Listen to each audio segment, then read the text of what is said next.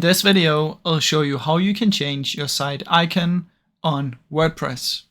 What you want to do is head over to your admin dashboard by clicking on the WordPress logo.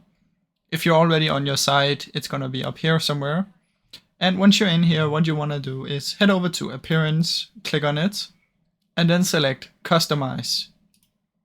Once you're under Customize, you will now see your website.